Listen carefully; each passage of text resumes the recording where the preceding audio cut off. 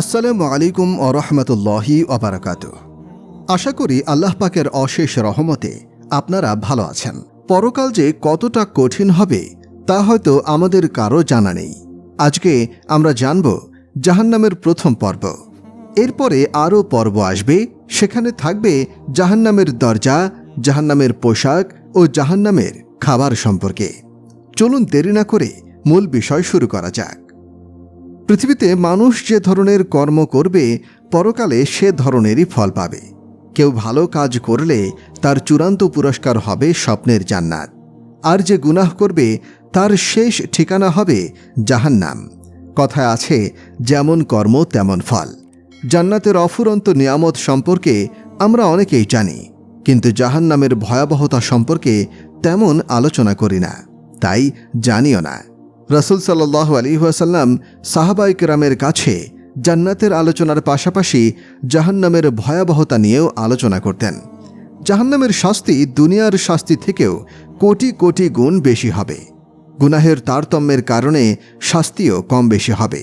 প্রিয় নবী সাল্লাল্লাহু আলাইহি ওয়াসাল্লাম ইরশাদ করেন, জাহান্নামীদের মধ্যে কোনো কোনো লোক এমন থাকবে যে জাহান্নামের আগুন তার পায়ের টাখনু পর্যন্ত পৌঁছাবে, কারো কারো হাঁটু পর্যন্ত পৌঁছাবে, কারো কোমর পর্যন্ত, আবার কারো গর্দান পর্যন্ত পৌঁছাবে। অর্থাৎ যার গুনাহ বেশি তার সাজা বেশি, যার গুনাহ কম তার শাস্তিও কম। দুনিয়ার আগুন শরীরের শুধু বাহ্যিক অঙ্গ পোড়াতে পারে না তার আভ্যন্তরীণ অঙ্গ। কিন্তু জাহান্নামের আগুনের এমন পাওয়ার থাকবে যে জাহান্নামীদের শরীর পোড়ানোর পাশাপাশি তাদের হৃৎপিণ্ডও পুড়িয়ে ছাই করে ফেলবে। আল্লাহ তাআলা বলেন, এই যে আল্লাহর প্রজ্বলিত অগ্নি, যা তাদের হৃদয়কে গ্রাস করে ফেলবে। দুনিয়ার আগুন লাল বর্ণের হয়ে থাকে, কিন্তু জাহান্নামের আগুন তীব্র উত্তপ্ত হওয়ার দরুন কালো বর্ণের হবে। আবু হুরায়রা রাদিয়াল্লাহু আনহু বলেন, রাসূল সাল্লাল্লাহু আলাইহি ওয়াসাল্লাম বলেছিলেন, জাহান্নামের আগুন 1000 বছর জ্বালানোর পর তা লাল বর্ণ ধারণ করেছে, আবার 1000 বছর জ্বালানোর পর তা সাদা বর্ণ ধারণ করেছে, তারপর 1000 বছর জ্বালানোর পর তা কালো বর্ণ ধারণ করেছে। এখন তা গভীর অন্ধকার, রাতের অন্ধকারের মতো। জাহান্নামীরা যখন পিপাসায় ছটফট করবে তখন তাদেরকে গলিত পুজ পান করানো হবে, যা সে এক এক ঢোক করে গিলবে। রাসূল সাল্লাল্লাহু আলাইহি ওয়াসাল্লাম বলেন, পুজ যখন তার মুখের নিকটে নিয়ে আসা হবে সে তা অপছন্দ করবে। তারপর যখন আরও নিকটে নিয়ে আসা হবে তখন তার মুখমণ্ডল পুড়ে যাবে এবং মাথার চামড়া গলে পড়ে যাবে। তারপর সে যখন তা পান করবে তখন তার নাড়ি ভুঁড়ি গলে ছিন্ন ভিন্ন হয়ে মলদ্বার দিয়ে বেরিয়ে যাবে। ইবনে আব্বাস রাদিয়াল্লাহু আনহু থেকে বর্ণিত, একদিন রাসূল সাল্লাল্লাহু আলাইহি ওয়াসাল্লাম এই আয়াত তেলাওয়াত করলেন, অর্থাৎ তোমরা আল্লাহকে ভয় করো এবং পূর্ণ মুসলমান না হয়ে মৃত্যুবরণ করো না। তারপর প্রিয় নবী সাল্লাল্লাহু আলাইহি ওয়াসাল্লাম বললেন, যদি জাক্কুম গাছের একটা ফোঁটা এই দুনিয়ায় পড়ে তাহলে দুনিয়াবাসীর জীবনোপকরণ বিনষ্ট হয়ে যাবে। এমত অবস্থায় ওইসব লোকদের কেমন দুর্দশা হবে এটা যাদের খাদ্য হবে। রাসূল সাল্লাল্লাহু আলাইহি ওয়াসাল্লাম জাহান্নামের সবচেয়ে সহজ শাস্তিপ্রাপ্ত ব্যক্তির আলোচনা করতে গিয়ে বলেন, জাহান্নামীদের মধ্যে সবচেয়ে সহজ শাস্তি ওই ব্যক্তির হবে যাকে ফিতাসহ একজোড়া জুতা পরিয়ে দেওয়া হবে। এতে তার মগজ এমনভাবে টকবক করবে গরম পানির পাত্র যেমন টকবক করে। সে ধারণা করবে যে তার থেকে কঠিন আযাব আর কেউই ভোগ করছে না, অথচ সে হবে জাহান্নামের সহজ শাস্তিপ্রাপ্ত ব্যক্তি। মানুষের মতোই জিনদেরও ভালো মন্দ উভয়ই আছে। ভালো জিনরা যেমন জান্নাতে যাবে, তেমনি খারাপ জিনরাও যাবে জাহান্নামে। মহান আল্লাহ তাআলা উভয় জাতিকেই ইবাদতের নির্দেশ দিয়েছেন। তিনি বলেছেন, আমি সৃষ্টি করেছি জিন ও মানুষকে কেবল এজন্যই যে তারা আমার ইবাদত করবে। সুতরাং ইবাদত না করলে জাহান্নামে যেতে হবে। জিনকেও হাসরের ময়দানে জামায়াত করা হবে, যেদিন তিনি তাদের সকলকে একত্র করবেন এবং বলবেন, হে জিন সম্প্রদায়, তোমরা অনেক মানুষকে তোমাদের অনুগত করেছিলে, আর মানব সমাজের মধ্যে তাদের বন্ধুগণ বলবে, হে আমাদের প্রতিপালক, আমরা পরস্পর দ্বারা লাভবান হয়েছি এবং তুমি আমাদের জন্য যে সময় নির্ধারণ করেছিলে এখন আমরা তাতে উপনীত হয়েছি। আল্লাহ তাআলা বলবেন, জাহান্নামই তোমাদের বাসস্থান, সেখানে তোমরা চিরদিন থাকবে। আল্লাহ তাআলা বলেন, আমি অবশ্যই তাদেরকে এবং শয়তানদেরকে সমবেত করব। অতঃপর আমি অবশ্যই তাদেরকে নতজানু অবস্থায় জাহান্নামের চতুর্দিকে উপস্থিত করব। অতঃপর প্রত্যেক দলের মধ্যে যে পরম দয়াময়ের প্রতি সর্বাধিক অবাধ্য, আমি তাকে টেনে অবশ্যই বের করব। তারপর আমি অবশ্যই তাদের মধ্যে যারা জাহান্নামে প্রবেশের অধিকতর যোগ্য, তাদের বিষয়ে অধিক অবগত। জাহান্নামে প্রবেশ করতে আদেশ দিয়ে বলা হবে, তোমাদের পূর্বে যে জিন ও মানব দল গত হয়েছে তাদের সাথে তোমরা দোজখে প্রবেশ করো। যখনই কোনো দল তাতে প্রবেশ করবে তখনই অপর দলকে তারা অভিসম্পাত করবে। পরিশেষে যখন সকলে ওতে একত্র হবে তখন তাদের পূর্ববর্তীরা পরবর্তীদের সম্পর্কে বলবে, হে আমাদের প্রতিপালক, ওরাই আমাদেরকে বিভ্রান্ত করেছিল, সুতরাং তুমি ওদেরকে দোজখের দ্বিগুণ শাস্তি দাও। আল্লাহ তাআলা বলবেন, প্রত্যেকের জন্যই দ্বিগুণ রয়েছে, কিন্তু তোমরা জানো না। জিনরা জাহান্নামে প্রবেশ করবে। আল্লাহ তাআলা বলেন, অতঃপর ওদের ও পথভ্রষ্টদের অধোমুখী করে জাহান্নামে নিক্ষেপ করা হবে এবং ইবলীসের বাহিনীর সকলকেও। মহান আল্লাহর প্রতিশ্রুতি, তিনি জিন ও ইনসান দিয়ে জাহান্নাম পূর্ণ করবেন। তিনি বলেছেন, আমি জিন ও মানুষ উভয় দ্বারা জাহান্নাম পূর্ণ করবই। তোমার প্রতিপালকের এই বাণী পূর্ণ হবেই। জাহান্নামীদের মধ্যে মহিলাদের সংখ্যা হবে বেশি। নবী করিম সাল্লাল্লাহু আলাইহি ওয়াসাল্লাম বলেছেন, আমি বেহেশতের দিকে তাকিয়ে দেখলাম তার অধিকাংশ অধিবাসী গরিবের দল, আর দোজখের দিকে তাকিয়ে দেখলাম তার অধিকাংশ অধিবাসী মহিলা। কুফুর ও শিরক ছাড়াও এই সংখ্যাগরিষ্ঠতার আরও অন্য কারণ বিশ্লেষণ করা হয়েছে হাদিসে। একদা নবী করিম সাল্লাল্লাহু আলাইহি ওয়াসাল্লাম মহিলাদেরকে সম্বোধন করে বললেন, হে মহিলা সকল, তোমরা সাদাকাহ করতে থাকো এবং অধিক মাত্রায় ইস্তেগফার করো, কারণ আমি তোমাদেরকে জাহান্নামের অধিকাংশ অধিবাসী রূপে দেখলাম।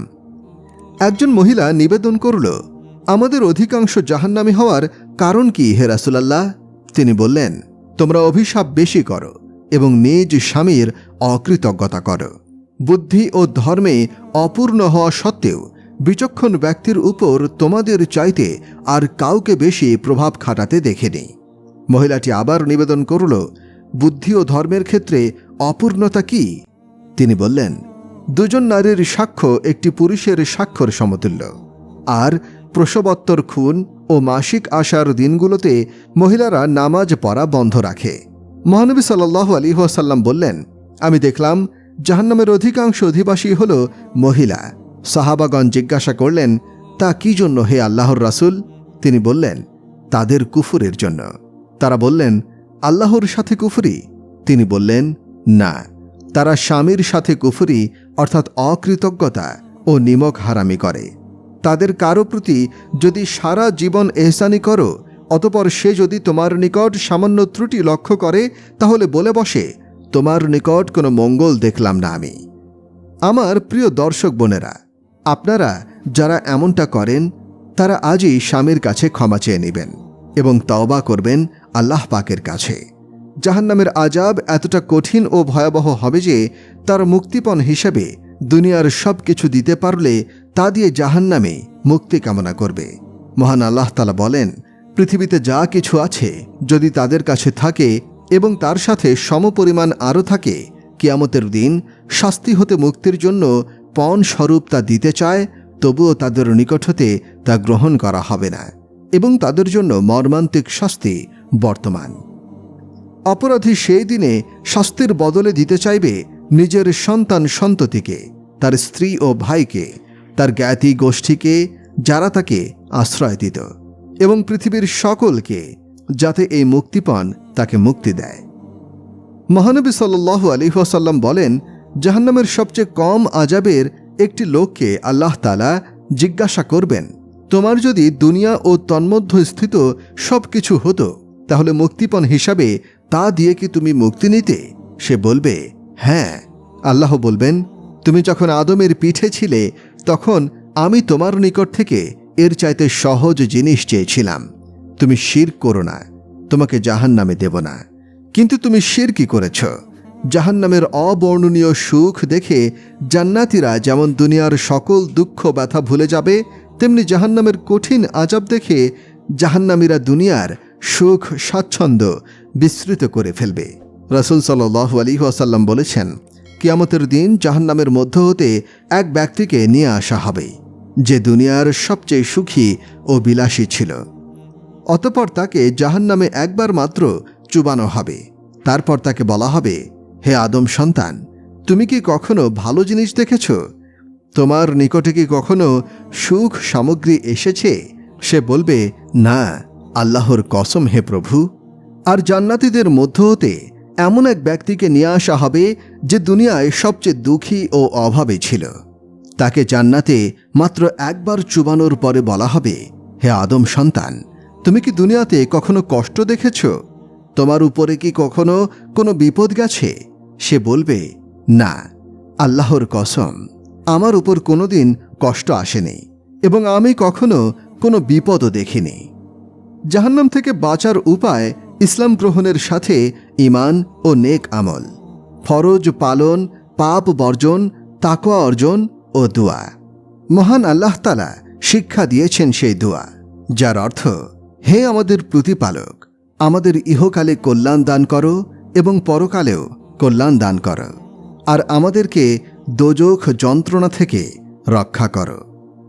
এক ব্যক্তি বলল, হে আল্লাহর রাসূল, আপনি আমাকে এমন আমল বলে দিন যা আমাকে জান্নাতে নিয়ে যাবে এবং জাহান্নাম থেকে দূরে রাখবে। নবী সাল্লাল্লাহু আলাইহি ওয়াসাল্লাম বললেন, তুমি আল্লাহর ইবাদত করবে, তার সাথে কাউকে অংশীদার করবে না, নামাজ প্রতিষ্ঠা করবে, জাকাত দেবে এবং রক্তের সম্পর্ক বজায় রাখবে। যে ব্যক্তি সাক্ষ্য দেবে যে আল্লাহ ছাড়া সত্য কোনো উপাস্য নেই এবং মুহাম্মদ সাল্লাল্লাহু আলাইহি ওয়াসাল্লাম তার রাসূল, আল্লাহ তাআলা তার জন্য জাহান্নাম হারাম করে দেবেন। আল্লাহ তাআলা সেই ব্যক্তিকে জাহান্নামের জন্য হারাম করে দেবেন যে ব্যক্তি আল্লাহর সন্তুষ্টি লাভের কামনায় লা ইলাহা ইল্লাল্লাহ বলবে। যে ব্যক্তি সূর্যোদয় ও সূর্যাস্তের পূর্বে অর্থাৎ ফজরের ও আসরের নামাজ আদায় করবে, সে কখনো জাহান্নামে প্রবেশ করবে না। যে ব্যক্তি জোহরের ফরজ নামাজের পূর্বে 4 রাকাত ও পরে 2 রাকাত সুন্নত পড়তে যত্নবান হবে, আল্লাহ তাআলা তার উপরে জাহান্নামের আগুন হারাম করে দেবেন। রোজা হলো জাহান্নামের আগুন থেকে বাঁচার ঢাল স্বরূপ। যে ব্যক্তি আল্লাহর পথে অর্থাৎ জিহাদকালীন বা প্রভুর সন্তুষ্টি অর্জন কল্পে একদিন রোজা রাখবে, আল্লাহ তাআলা ওই দিন রোজার বিনিময়ে তার চেহারাকে জাহান্নাম থেকে 70 বছর পরিমাণ পথ দূরে রাখবেন। সেই ব্যক্তি জাহান্নামে প্রবেশ করবে না যে ব্যক্তি আল্লাহর ভয়ে কাঁদে যতক্ষণ না দুধ স্তনে ফিরে না গেছে। অর্থাৎ দুধ স্তনে ফিরে যাওয়া যেমন অসম্ভব, তেমনি তার জাহান্নামে প্রবেশ করাও অসম্ভব। আর একই বান্দার উপরে আল্লাহর পথের ধুলো ও জাহান্নামের পয়া একত্র জমা হবে না। 2 প্রকার চক্ষুকে জাহান্নামের আগুন স্পর্শ করবে না। জাহান্নামের ভয়ে যে চক্ষু ক্রোধন করে আর যে চক্ষু আল্লাহর পথে প্রহরায় রত থাকে। জাহান্নামের আগুন প্রত্যেক ওই ব্যক্তির জন্য হারাম হবে যে মানুষের নিকটবর্তী, নম্র, সহজ ও সরল। তোমরা জাহান্নাম থেকে বাঁচো, যদিও খেজুরের একটি টুকরো সদাকা করেও হয়। আর যে ব্যক্তি এর সামর্থ্য রাখে না, সে যেন ভালো কথা বলে বাঁচে। যাকে কন্যা সন্তান দিয়ে কোনো পরীক্ষায় ফেলা হয়, তারপর যদি সে তাদের সাথে উত্তম ব্যবহার করে, তাহলে এই কন্যারা তার জন্য জাহান্নামের আগুন থেকে অন্তরাল হবে। যে পছন্দ করে যে তাকে জাহান্নাম থেকে দূরে রাখা হোক এবং জান্নাতে প্রবেশ করানো হোক, তার মরণ যেন এমন অবস্থায় হয় যে সে আল্লাহ ও তার রাসূলের প্রতি ঈমান রাখে এবং অন্যের প্রতি এমন ব্যবহার দেখায় যা সে নিজের জন্য পছন্দ করে। আমার প্রাণপ্রিয় দর্শক শ্রোতা, জাহান্নামের সবচেয়ে সহজ শাস্তি যদি এত কঠিন হয় এবং তার এমন পাওয়ার হয়, তাহলে বড় ও কঠিন শাস্তির পাওয়ার কেমন হবে তা আমাদের ভাবতে হবে। প্রতিদিন কত গুনাহ আমরা করে যাচ্ছি অহরহ। কখনো কি ভেবে দেখেছি এর শাস্তি যদি আমাকে দেয়া হয় তাহলে কিভাবে সহ্য করব? অথচ জাহান্নামে যাওয়ার জন্য একটি কবিরা গুনাহই যথেষ্ট। মহান আল্লাহ তাআলা যদি আমাদের মাফ না করেন তাহলে আমাদের কি উপায় হবে? আল্লাহ তাআলা আমাদের জাহান্নামের ভয়াবহ শাস্তি থেকে হেফাজত করুন। আজকে এ পর্যন্তই।